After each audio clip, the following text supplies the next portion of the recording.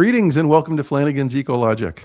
I am your host, Ted Flanigan, and today I've got Joel Makower on the podcast. He has a 30-year history of prolific and talented speaking. He's an analyst and advisor at the intersection of business, sustainability, and innovation. Joel, it's just great to have you on the podcast. Thanks for being with me. Thanks so much, Ted. Great to be here. And our listeners always like to hear, where are you located right now? I am in the San Francisco Bay Area in a charming port community called Oakland. The small little village of Oakland. A little port community, yes. A good place to be. Now, I like to ask what people are working on today. Have you retired from the Trellis Group? No, not at all. I haven't had an operating role there. Nobody reports to me, but I'm the board chair. I'm obviously the co-founder and still the largest shareholder. And so I have very much a vested interest in the success of the company and play a number of different roles, both at the board level, but also some individual projects. Do a lot of mentoring as well. Yeah, no, it sounds great. I was looking at all you're doing. It just sounds fascinating. Well, Tim Christofferson, our mutual friend, said, "Oh, maybe you can get Joel on the podcast now that he's retired." So I hadn't heard it. Yeah, retirement isn't a concept I know. I think much about it. People say, "So you're going to retire?" I'm certainly of that age, and I say, "Well, let me think. If I were to retire, I'd probably write, speak, travel, advise startups, and mentor young people." That's what I do. It's what you do. Yeah. So why would I want to do that? Stop doing that. It's great. This is my life's work. It's a great topic. I love the community. And so I'm in for as long as the universe will let me. Very good. Very good. And what are you working on today? Well,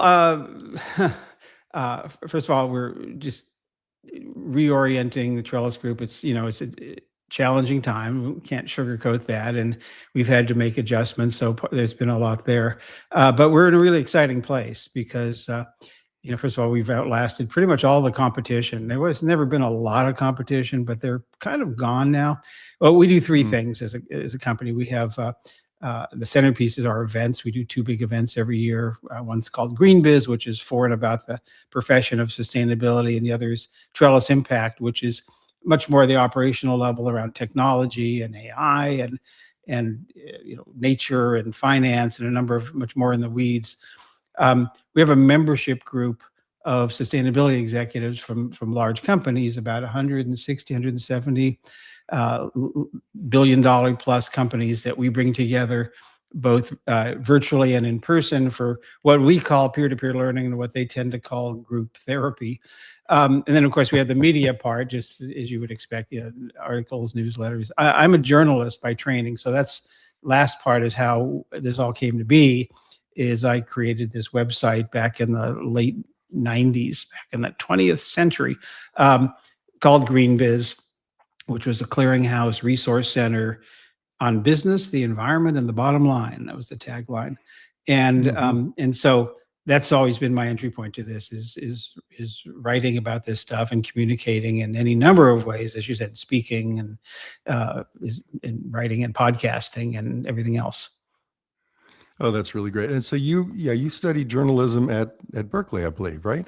I did.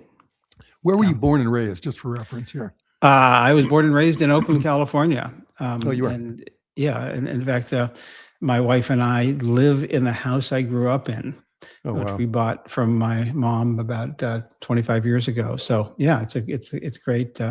As we've expanded it and rearranged it, and I have this fabulous office that I'm sitting in right now that did not exist when I was coming of age. So yeah, it's a great place to be. And trees that my dad and I planted are now full grown, and it's been fun to be here.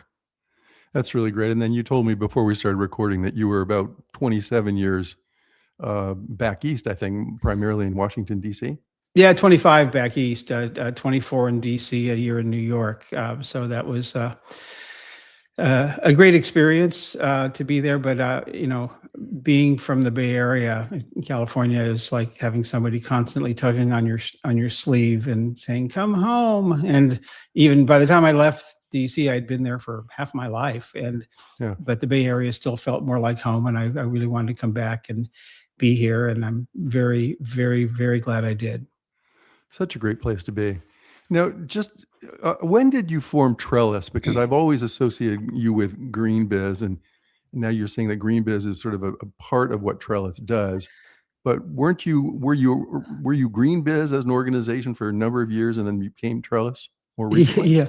So yeah, a lot of people are really confused by that and why we changed our name. I don't want to get into it. It was not my idea, but we just changed the name. It's a rebrand. So Trellis Group is just the new name for Green Biz Group. There is no transition of any other kind. It was just, Facebook became Meta. Green Biz became Trellis. So it's the same company that it's always hard to say when it started, but it goes back to some writing I did in the late 80s, and then in 1991, I launched a newsletter, a dead tree snail mail, 8-page monthly newsletter called the Green Business Letter. Started writing about that, books and speaking and other things. And then you and I are both old enough to say the sentence, and then the web came along. And I decided, I had always considered myself sort of an information pack rat, just, file folders full of different topics. Yeah. And all of a sudden in the digital age, I'm now a content aggregator. So I decided to create this website called Green Bizz, which I did in the late 90s and launched actually in 2000. And that grew the company that it was actually originally called Green New World Media, then became Green Biz Group, and now it's called Trellis Group.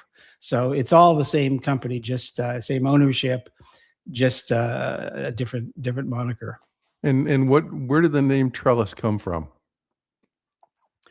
It came from a group of, we're thinking about, how do we think more than just environmental, although it is primarily what we do, but wanted to be more than green, and green was starting to become a little bit tainted and, politically and other ways. Trellis is about intersectionality. It's about the collaboration and the building a foundation for future growth. It represents a lot of things symbolically, and it was just kind of a name we liked out of probably hundreds that we looked at. Yep. Now, Green Bizz, you still put on a major conference every year, if I'm right. I see that you've got the Green Bizz 27 coming up in February in San Diego. Yes, a conference for sustainability leaders. Yeah, it's the conference for sustainability leaders. We get upwards of 2,000, 2,300 professionals coming from all over to be together, and being in sustainability is a very optimistic profession. We wake up every day thinking about moonshots and big ideas, but it's also kind of a lonely profession. Sustainability folks tend to be, excuse me, sort of lonely islands within their organizations. They often swim upstream, not just in their organizations, but even in their families and society. And so they need to come together and learn from one another. Also, there's no real playbook here. There sort of is now, but they need to come together to learn from one another and to and also then there's new generations. I'm probably in the third generation of sustainability professionals coming along in the 35 plus years that I've been in this field. So there's just this need, and you can't learn this stuff from textbooks. You can sort of learn it on the job, but they really need to learn from one another. Right. I like the term that you've used as you're a pragmatic optimist. I consider myself very optimistic, and I was just in Colorado where I still have a lot of roots, and I was with some new friends there, and they were like, "How can you be optimistic in this Trump era?" And I'm guessing that you're going to say a lot of things that I believe that are, despite what's coming out of Washington right now, we're on a roll in terms of renewables, in terms of decarbonization. So? I mean, is your upcoming conference is not going to be one big bitch session? I presume it's going to be. Don't you envision that there'll be a lot of there'll be a lot of therapy, but there'll be a lot of optimism when we really look at some of the trends that are going on? Sure. As I said, we sustainability folks are inherently optimistic, but it's a tough time, Ted. You can't sugarcoat that. Yeah. And part of coming together is to commiserate and to, how are you getting through this? What are you doing? What's working? What's not working? What can we learn from one another? How can we move further, faster? And that's, this has always been a tough profession. Yeah. This has never been easy, going back 10, 20, 30 years. There's always been pushback. There's always been skepticism and views that sustainability was a nice to do, but didn't really have much to do with the business of profits and productivity. Yeah. So in some ways, this is nothing new. It's more intense, the pushback. But yes, to your point, this continues apace. Companies continue to do what they're doing. They're just talking about it less. They haven't really let their foot off the accelerator. There's some rollback. Part of the rollback and the things that people love to point at the critics and say, see, it's not working. A little over 10 years ago, there was COP21 in Paris, where this Paris Agreement that's been in effect since then. And at the time, everyone was saying, ambition, we need ambition. And companies started saying, okay, we're going to be ambitious. We're going to set these big, hairy goals for decarbonization, for renewable energy use, for water, for land use and biodiversity and all these things. And then it turns out it wasn't so easy. And the support wasn't there. And internally, externally from investors and others who really just, were running up against this entrenched system called capitalism, which is all about money, all about counting money. And it's not about counting anything else, including the health and well-being of people and the environment. And so being ambitious has turned out to be very, very challenging. And so some companies have said, okay, we won't meet that goal in 2025 or 2030. Maybe we'll meet it in 2035. Or instead of the goal of X, we'll do 20% less X, whatever X was. And so, it's been an evolution, and it's not that different from any other evolution in technology and business and the internet, so many other things that we've seen in our lifetime. But, yes, and there are some great stories to tell. Renewable energy, as you note, even electric vehicles, even though there's been, pullback on by some of the automakers, the growth continues. And now with gas prices being what they are, there's this renewed focus. Yeah. So, there's a lot of good news stories. Having said that, we are not going at the scale, scope, and speed that's needed. I look at what's going on out there. There's an insane amount that companies are doing that nobody knows about.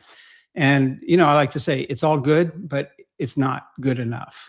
We are not making the progress we need to make. And I'm not blaming sustainability professionals, although, probably some of them are, less ambitious than others. Some of them are more about, we've gotten really good as sustainability professionals at counting things, but not necessarily at reducing things. And that's, I think, a bit of a problem. Yeah. Interesting. Jigar Shah, who you know well, I'm sure, always says, he's quite optimistic in that we're not on a linear path here, that, we'll sort of flounder along here like we are. And then as the crisis becomes more and more intense, at some point, we'll dramatically increase in terms of our push towards sustainability. But, I like to think that's true, but I also, I've long wondered, what's it going to take? How bad do things have to get before that magical, increase in that pivot point where all of a sudden everyone says, oh my God, we need to deal with this stuff. Yeah. We're seeing so many now, the ramifications of climate, the heat, the storms, and so on, droughts and everything else, wildfires, that, how bad does it have to get? Because they're still saying, well, the wildfires in Canada are just because of bad forestry, or, there's always another reason that the critics can point to sow doubt about what and delay, predatory delay, so that the incumbents who are doing quite well in the fossil fuel era can continue to do quite well for as long as possible, because that's what they're legally required to do, because they have to first and foremost, shareholder primacy, not stakeholder primacy. And so we're up against a system that's really not suited for the kind of work that sustainability demands, and yet we continue to make progress and continue to have a bigger and bigger impact. Yeah, I just had a physician, biostatistician slash physician on the podcast talking about prevention and looking at all different industries and everything from automobiles to fire safety in homes, et cetera, et cetera. And I said, are you frustrated? You got to be frustrated. I mean, like you said, how bad does it have to get until we realize that it's time to invest in the longer term and not just be focused on these short-term profits? Part of the Trellis is you've got a network now. You talked a little bit about it. 106, I think you said 160 companies. I think I can't remember how many. 12 million people, 14 million employees, $19 trillion of cap. These are big companies. Are you seeing them slow down in terms of sustainability? Not really. It's become embedded, and so in some ways it's less visible. Yeah. But as I was saying before, some of those ambitious targets are getting harder to meet, but turns out aren't so easy. So there's some lowering of goals, which is unfortunate but understandable. But overwhelmingly, companies are not stopping. In a few cases, they're just pulling back but so many of these questions, Ted, the answer begins with, it depends. In this case, it depends on the company, its competitive set, how much pressure they're getting from customers, B2B usually, maybe B2C, but how much from competitors, how much from their investors, from communities, so how much they have how much of a culture of innovation they have, how much the CEO cares about this. In some cases, the CEO really isn't bought in. In some cases, she's all in because it's legacy. This is what she or he wants to be remembered for. And there's a surprising number of those. And so, every company's on their own journey here, and every sustainability professional within those companies are on their own journey, because, as I said, there's no template, there's no playbook for how to do this, let alone how to do it well. Yeah, and it depends. And like you said, a lot of variation here. Some companies are seeing that their future profits are dependent on steps that they take now in terms of product lines, supply chains. Yeah, but future profits, again, in a capitalist world, are far less important than short-term profits. And so, huge discount rate, don't we? Huge discount rate, and so that still doesn't have the impact that it arguably could or should. Right. Now, the network that you've just established is for big companies. Yes. And I saw that there's a $20,000 annual fee to be a member of the network. What about the mid-sized companies and the smaller companies? What's your strategy there? I know you're aggregating, your content aggregator. You've got a lot of information that you're providing, I guess, for free. But answer my question about small and mid-sized companies. Yeah, really, really good question. And it's been a challenge for a number of reasons. First of all, we're a for-profit business. And we do a lot of things. We give scholarships to young professionals of color to come in to help grow that community of sustainability professionals, and we do a number of other things. And we work with a lot of nonprofits. But the small and mid-sized companies are a challenge to address. First of all, there's hundreds of thousands, probably millions of them just in the U.S. Yeah. Second, they don't have the impact individually or the incentives to make the kinds of changes that bigger companies do. They don't own their facilities in most cases, so they don't have the leverage to swap out lighting or HVAC or other things, make other kinds of improvements, or install renewable energy. They don't buy things at the quantity where they can sort of run the show and say, we want this product or this material to be less impactful environmentally. So it's much harder to engage them. So a lot of that is, we've tried to find ways to do that as Trellis. But a lot of it is at the local level, because also there's local issues, different levels, kinds of pollution, different kinds of industry, different issues around water, for example, or how much renewable energy is available. So it's really, really hard to do, we've found. And some nonprofits do this and they do it well, but we haven't, and we do have some smaller mid-sized companies involved with our events and the media side. But, we found the big companies want to talk to big companies by and large. Where we do play significant roles with startups, bringing together what now called climate tech, used to be clean tech startups, and helping connect them with bigger companies. That's been very enjoyable and satisfying, and we think impactful thing that we've been doing. And so, but that's a very different thing than the local, auto mechanic or dry cleaner or other small businesses that I think you're referring to. Yeah. Well, it sounds like a major focus is understandably on the big guys. But you've had a career or 35 years of putting out information for us all, right? Conferences are available. You have a podcast now that goes out, like you said, on the internet. It's for free, so you are reaching out to the small and medium in a significant way, I guess.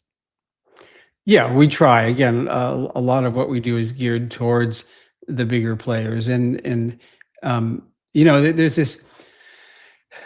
this issue of relevance. So, for example, a lot of people like to point, people who aren't necessarily in the field, but you say sustainable business, and they say, "Oh, you mean like Patagonia?"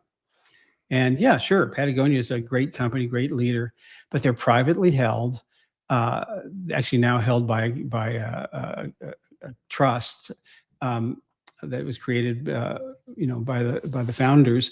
They're selling, pretty premium products for an elite audience of outdoor enthusiasts. And so it's, so companies, it's very easy to dismiss that and say, well, that's great for them, but that's not us. We have shareholders, we're making commodities, we have just a big different supply chain. We can't command the way they do. So in some ways, big public companies want to talk to other big public companies. And that's where we found the opportunity space is, where the opportunities for impact are. So that's where we focused. And how do you support the big companies? I've seen peer-to-peer networking, and do you have sort of regional conferences for some of these big companies, or what are the primary strategies? Yeah, I mean, it's really through the three things that we do, through our events, through the digital media, and through the network. Again, every company is different. They're different places on the journey. They have different challenges, and so. It's really hard to just put out a playbook for everybody, because the playbook for everybody is really going to be for nobody. It's going to be so general or so vague or so comprehensive that it's going to be really hard to wade through. And playbooks or documents are not necessarily the way people can learn. They learn through other things, in videos and podcasts, but also importantly, peer-to-peer, direct, in person or virtual. So it's a continually evolving challenge, Ted, in how we can be most effective, most impactful, and still be ourselves a profitable company. Yeah. And are you as an individual, are you doing a lot of this counseling for these large companies? I have done some advising, but we have a great team of analysts, and they have a focus on nature and water, or finance, or circularity, or marketing communications. And there's within the network, there's a 6 or 8, I forget the number, of peer sub networks within that, communities of, if you will, right. And they come together in much smaller numbers, in 10 or 20 or 30 at a time, or sometimes 50 or 60 to discuss or hear from experts or ask questions or talk to one another. And then behind the scenes, there's this sort of bespoke service where a member will ask a question to John Davies, who runs the network on our team. And they'll say, I'm trying to do this. Who else has done it, or who knows a great consultant on such and such? He will anonymize that, send it out to the entire membership, because it's about 160 companies, but it's well over 1,000 individuals in those companies. Some number of those will respond to John with their input. He'll anonymize all those responses and send them out to everybody, to the whole network. Yeah. So everybody can learn what everybody's learning. And I think there's some high touch and low touch, or general and bespoke ways that we do that seems to be effective. The renewal rate for the membership network we've had, which has been going on since 2009, I believe, the first meeting we had, has been extraordinarily high, and people really appreciate it. And there's a couple of other networks out there besides ours, and we're always, they'll join ours one year and then another year, and then they'll come back or whatever. So there's a number of choices out there, but we've been just found it so gratifying how much companies just want to stick around. Well, that speaks to your value. Congratulations on that. Your podcast is, what is the focus of your podcast? What's the name of it? What's the focus? Yeah, it's called Two Steps Forward, Sustainability Meets Business Reality. And my co-host is Solitaire Townsend, Soli, as she's known, who is the co-founder of a company called Futera. She's based in London. Amazing woman. We have these great conversations, sometimes with guests, but sometimes it's just us. And we'll go on about a topic. It's really looking at, again, for and about the profession of sustainability, and what's working, what's challenging, how to show up in this moment. We'll have guests who have some deep experience or perspective on that.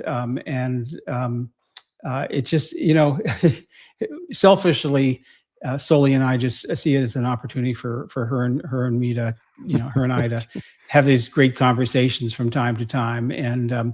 And fortunately, people like to listen in on those. I like the name Two Steps Forward. We're just nice and short. You just no one step backward business, but it's implied, right? Right. Well, it's I call it sort of the sustainability cha-cha, 2 steps forward, 1 step back, Sure. But always in a forward direction.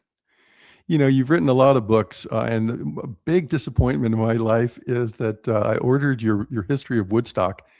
And I guess it's coming today. I had hoped to get it before but talk a little bit about that. Are you a musician? I am. Yeah, I've been a lifelong. I play piano, I sing, I did rock and roll, a little jazz, and a number of things.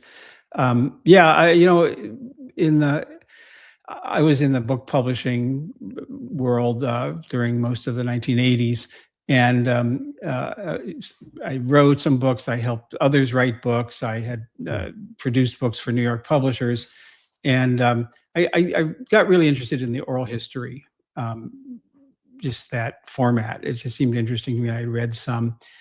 And thinking about, what was coming up in anniversaries and things. I actually remember the date I was listening. This was probably 1987, and they were celebrating the 20th anniversary of the Beatles album Sgt. Pepper's Lonely Hearts Club Band. Yeah.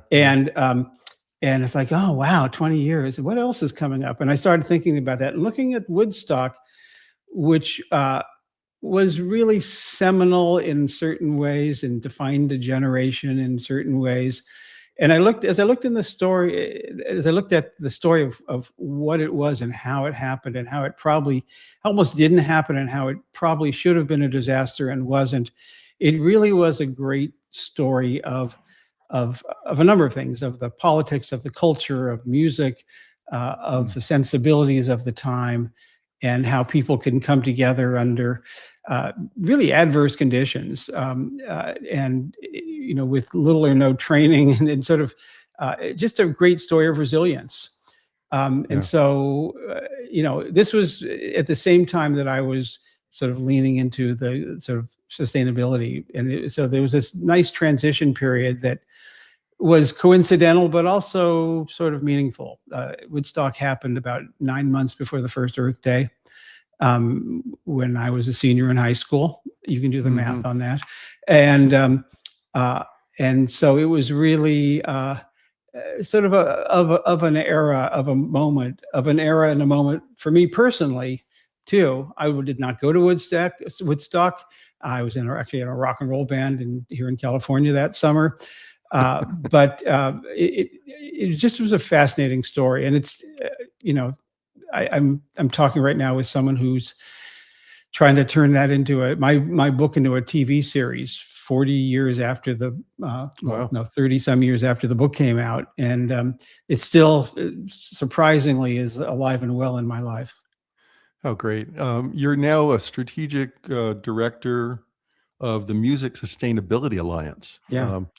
I've had Stephen Crawford on the podcast with the Climate Music Project, and Mike Rufo with Music Declares Emergency. Sure. What is the Music Sustainability Alliance up to? Yeah, the MSA is an industry consortium out of your neck of the woods, out of LA, that's looking to how do you increase the positive impacts and reduce the negative impacts of the music industry, both recorded and live, but primarily live. And so we have a big tent, ecosystems of producers and performers and tour operators and logistics people and food service and lighting and fan engagement and some of the world's biggest venues are part of it. It's very much like sort of sustainability 20 years ago, in that there's a fair amount going on, but hardly anyone is doing a lot. I quip that 20 some years ago, you mentioned sustainable business and people would say, oh, you mean like Patagonia or Interface, a carpet company that was doing some innovative things. And now it's like, oh, music sustainability. Oh, you mean like Billie Eilish or Coldplay? Those are the two entities that anyone can mention. And yes, they are leading the pack in some ways, along with some others. But there's a lot going on. And so it's very much really some similar to the problem statement of that led me to create Green Bizz, which a lot of information, a lot of smart people doing a number of things, no one doing much, or at least substantially. And there's just this need to raise the bar and share information and create this vehicle online and offline to share. So we have an annual summit down there in LA every April. We have a webinar series. We have a number of working groups on things like zero waste or renewably powered events and some other topics. We're getting in, it's just a really, really interesting space. And I'll just tell you, the two biggest impacts from an environmental and carbon perspective of most live performed music: fan travel and food service. Yeah. And it's not what you think about. You think about something, the tractor trailers that are carting, Beyonce or some other big, Adele or some other big act around North America. It could be 40, 50 tractor trailers. Impactful, but not the same as just people going to hear the music. So how do you address those things? It's a really interesting space. Yeah, sounds it. Well, listen, it's been great chatting with you. Thanks so much for taking some time out of your day to be with me. It's such a pleasure, Ted. Thank you. That's it. Thanks for listening to Flanigan's EcoLogic. We'll see you next time.